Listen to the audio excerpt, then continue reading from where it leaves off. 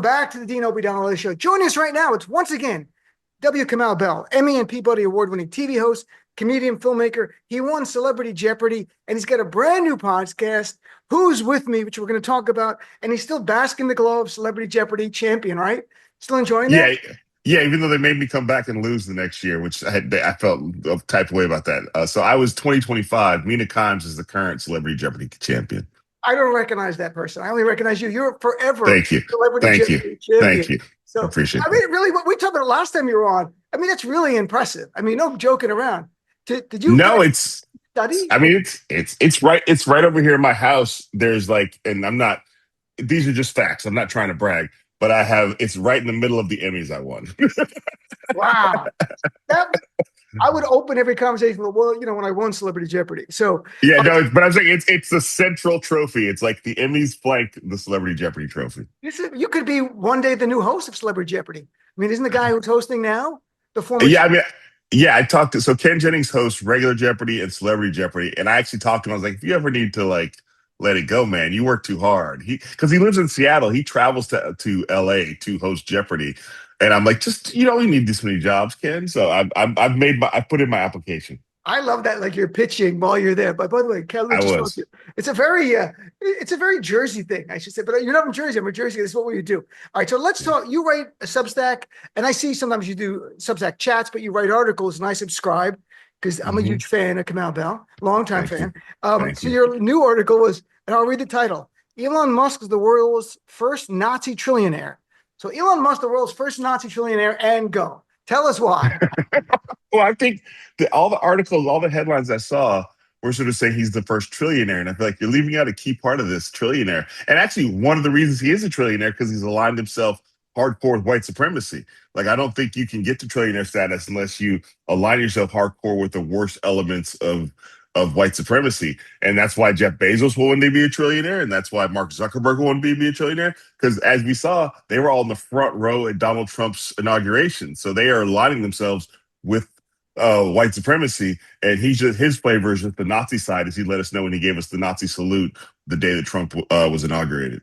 Oh, and everything about him, his views on immigration, come right Yeah, from that white supremacist playbook. I mean, look, and we're he's spoken at like German rebranded Nazi organizations. Like they can't call AFD, themselves Nazis anymore. Yeah, they can't say we're Nazis because Germans give the Germans credit. They're like you are not allowed to use that.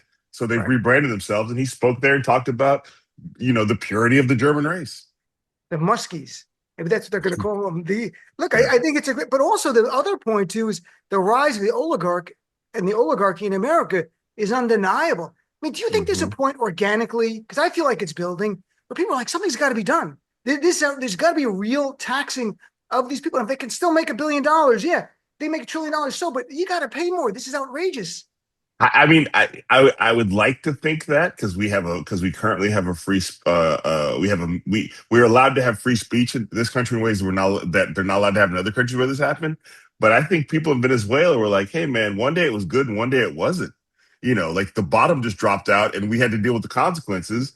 And I don't think I think it's a I don't know if it's a likely timeline, but it is certainly a timeline that could happen where we're suddenly in our positions of like our rich people who aren't billionaires are moving to other countries like refugees. You know what I mean? Like I think we're in a position where I will be getting my family across the northern border. You know what I mean? Or the Right. southern border. You know what I mean? I think we're not.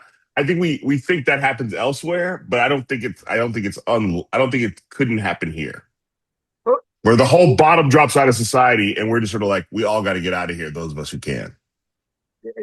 and the billionaires now, we're seeing the consolidation of power, like with media. I mean, used to be at CNN, and the Ellisons Hmm. are going to own like every other network. Like it's insane. And the DOJ is like, sure, there's no anti-consumer bias. There's no concentration of power that's extreme. Of course there is. Of course, Yeah, this is the world we live in. This is like Putin's buddies, the oligarchs, get everything they want. Trump's oligarch buddies get the same thing, and it's really yeah, concerning. yeah. I mean, I think that as they say, the mask is off. They operate out in the sunlight now. They don't feel the need to do these. There's no more behind closed doors. The Project 2025 was a published thing. It was the thing we all were able to read. They didn't feel the need to keep behind closed doors because they wanted their fans out there to know it was coming. And I think the idea being that, like, so I don't think nothing is off the table. Like we've lost Roe versus Wade, we've lost voting rights, and now they've made it very clear that they're coming for marriage equality. And there used to be a thing, as you know, called settled law. Yeah. When a law was on the books for long enough and it hadn't proved to be bad, then well, that's just what it is. Voting rights would be one of those things. The Roe versus Wade is one of those things. I think after what we've had we've had well over 10 years of marriage equality. I think there's been some divorces, but that's due to happen. So I think the idea being that, like, they don't care about that. They want to remake the country in their image. They do. And I also think the war on DEI is a way of ending Mm-hmm. the Civil Rights Act. I mean, they want to go back to segregation today, tomorrow, forever. George Wallace type of idea. DEI is saying, I don't want to see the black person or brown person at my work. I want it to be all white people. No, that's what I get in my. Yeah. What is your take of the war on DEI? Yeah, it's also well, the DEI had to be created because America never wanted to, and by America I mean the people who are in the country, never wanted an honest Truth and Reconciliation Commission approach to how bad slavery was for this country. Like, it was good for the economy of this country, but it was bad for the fabric of the country. And because there was never a time where America went, like, we got to really, like, think about this, and you know this, I'm sure. In some countries, you can be arrested for racism, not for discrimination, but for being openly racist. You know what I mean? Because some countries understand that, like, that's bad. But in this country, you can't. Racism's not bad unless you go to court and can prove the discrimination part, the prejudice part, but not just the actual act of being a racist. Just not actually just racism. So I think the idea being that we've never confronted those things. So some people had to invent things to sort of push back against white supremacy, like affirmative action and DEI and critical race theory. Shout out to Kimberly Crenshaw. These things had to be invented because they were operating side by side with white supremacy. So when you, and I'm sure you've thought this through, because I know you, like, when you see the war on DEI, is it too simplistic for me to say it's just about they don't want integration? Is it also they don't want competition? Is that No, I think it's more about competition than integration. Really? I think, the South has been integrated since they brought black people over here. like there's been, as far as, like, black people and white people live side by side in the South, shop near each other. The North is way more segregated than the South, as historically. But I think the thing is that the South never wanted black people to compete with them. So you could live next door to me, but you can't be a lawyer. You know what I mean? So, and I think that's what it is. It's the competition. I think the integration, they like LeBron James. They like sports. They like the Kendrick Lamar Super Bowl, even though they tried not to like it. They enjoyed the Bad Bunny Super Bowl. It's the competition they don't want. It's the know your place part of this. It's kind of remarkable to see. Look, there are, of every race, there are some impressive people, right? So I want to be clear. There's some really impressive white people. There's no doubt. But there's some, but there's some. Ted Danson, Coach Steve Kerr from the Warriors. There's got to be more. John Brown. Oh, yeah. Okay, so you got a few, right? But there's a lot of mediocre white guys, especially mediocre MAGA guys, who competition to them scares them. So they have to make it. They know they won't make it. They know they won't make it. That's exactly it. It's deeper down that people don't talk about this. Oh, that's my dog is mad. Sorry about that. No, it's okay. I don't even hear it. Hold on. It's just the Nira. Settle down. It's just the postal carrier. She's got to let that catalog know. Anyway, sorry about that. No Nira, problem. Okay. Mediocre white guys. Yeah. Especially on the right. Let's remember. It seems like a million years ago, but George W. Bush wanted to be the commissioner of baseball and settled for president. Oh, that's a great point. He wanted to be. George W. Bush owned the Texas Rangers and just wanted to be the commissioner of baseball. And baseball's like, you're not qualified enough to do that, but you can be president of the United States. So I think that's the greatest example of mediocre white man that we've ever seen. Like, who's sort of like. And he's like, can you at least get me a guy who really does the president work? Yes, yeah, George, we'll get you Dick Cheney. He'll do the real heavy lifting. You can watch baseball all day, whatever you want. Paint. Well, the time he's playing golf into the war. And you can throw out a pitch. You can paint pictures of your toes in the bathtub and throw out a pitch after 9/11 and look like a hero. Yep, I'm chatting with Kamau Bell. We're going to talk about your new podcast in a second. Who's with me? I wanted to get your reaction. And it's funny, I mentioned right before we started, I got an email from a listener to the show who said he had wanted me to talk about this guy, the UFC fighter Josh Hokett, I guess his last name is, who insulted Michelle Obama at the UFC fight on the White House lawn and said Michelle Obama's a man. Am I right, America? And I said to him, I don't know who this guy is, and I didn't want to give him any air. He was trolling. If he was a member of Congress, someone in power, I would of course talked about it. But you were saying no, you should. So I'm trying to figure out where is it? When am I helping the troll get oxygen? And when are the times you got to take the fight to the people? So what's your take on this? I mean, so I would say that, like, I would just say full stop. Black people often feel like we have to clean up white people's messes. Like, we have to sort of we have to be on the front lines of defeating racism. That's not always true. There's a few good white people: Ted Danson, Steve Kerr, John Brown. Uh, and I know you're not white. I'm not trying to call you a white person, Or but I do. halfway. But yeah. Well, that's not your fault. I know. Right. But I do think that, like, this is where the ally conversation breaks down for black people, because black people feel like we're always being asked to be allies of other people, and we don't feel like we always get the same ally respect from those allies. And Hmm. so you have to understand that if you say, first of all, whatever Michelle Obama and Barack Obama whatever Barack Obama was politically as a president, Michelle Obama is beloved universally by black folks. So she's black royalty. Right.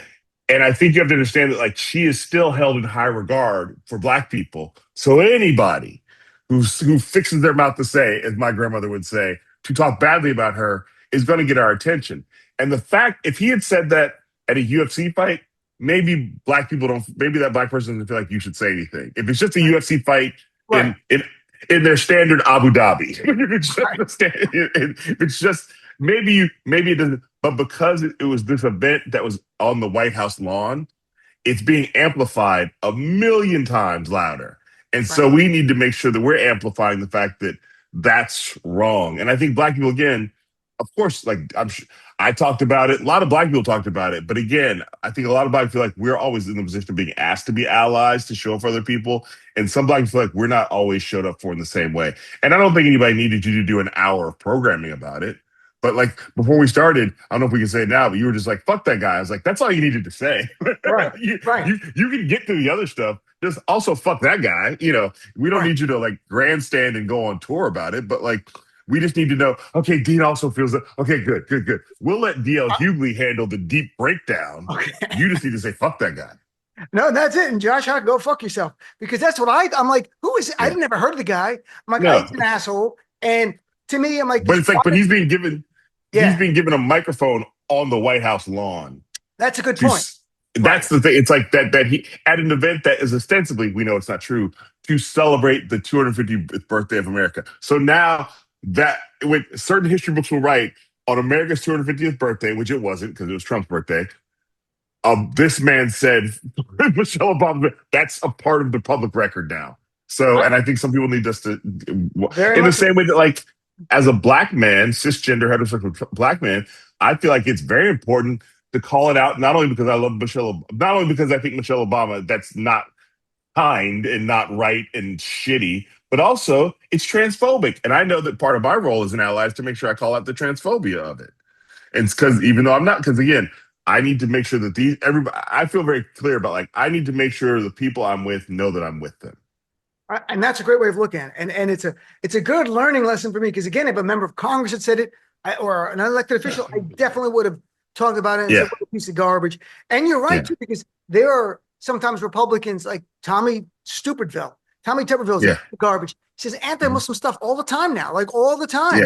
And corporate media has every Democratic senator has to answer for Graham Plattner, and not one asked him about the Republican nominee for governor of Alabama, which is what Tommy Tuberville is, and the sitting senator saying anti-Muslim government. He literally said recently, radical Muslims are killing people every day on the streets of America. Where? In what world do you? This is insane. So you're right. So I want to hear other people say, like, not my community, go, this guy's a scumbag, folks. Why are people talking about this? So it's a great learning thing. All right, so Kamau Bell. So come on, let's talk about. I think I've interviewed you about just about every project. Anything you come up with, I'm really happy to have you on the show. If it's a children's book, I know you have another one coming out. Yes, I do. Yes. So the new podcast, Who's With Me, and Ted Danson Ted Danson actually is on this, which is kind of funny. You Yeah, put up his name a lot. So tell us yeah. about Who's With Me.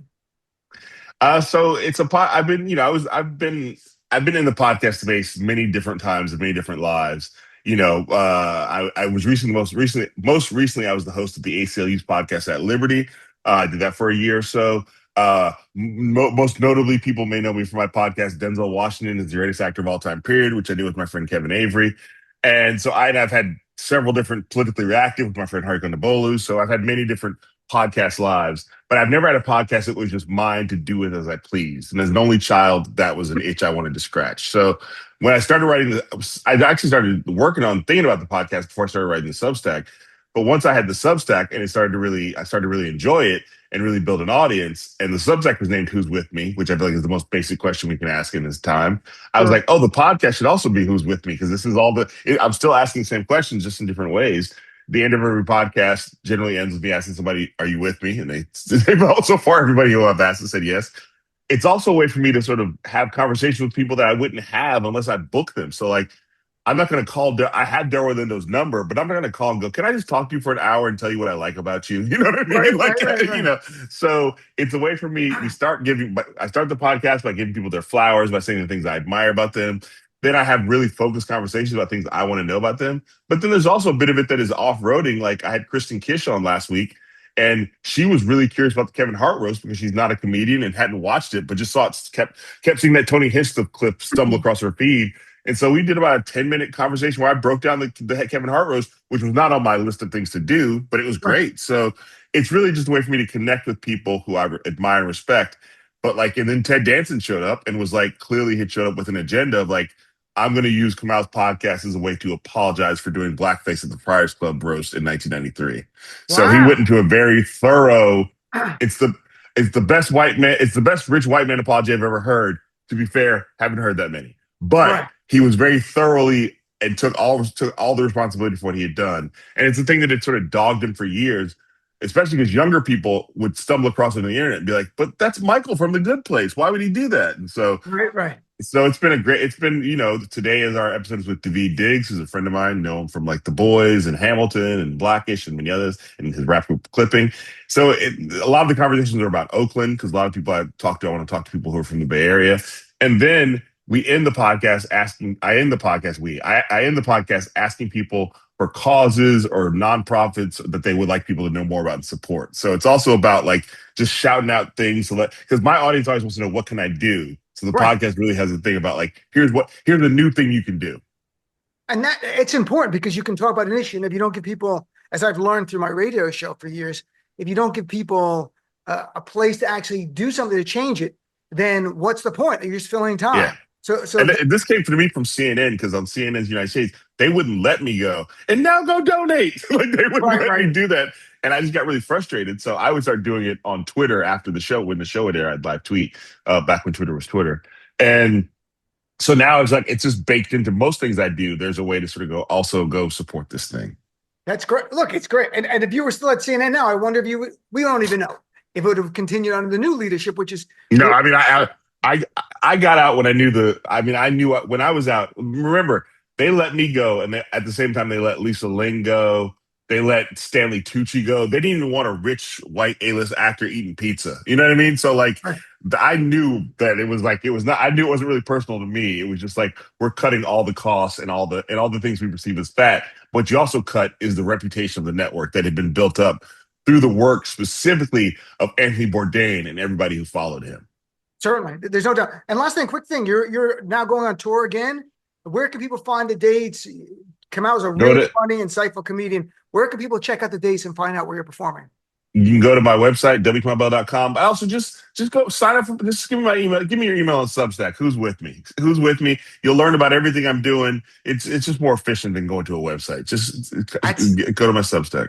And in all sincerity, I do subscribe to Who's With Me. I think we did a Thank you. Substack Live together. Didn't we do one? Yeah, we did. Yeah. We can do it one. again. And I did the ACLU. I was a guest on your ACLU. You were nice enough to Yeah, have me on your podcast exactly. about comedy. So, all right. So I'll email you and we'll do a Substack Live to promote Yes. even more. All right, Kamau. Yes. I'm going to let you go because you have Thank another you. interview. Great seeing you, my friend. Have a great day. Good seeing you. Thank you. Bye.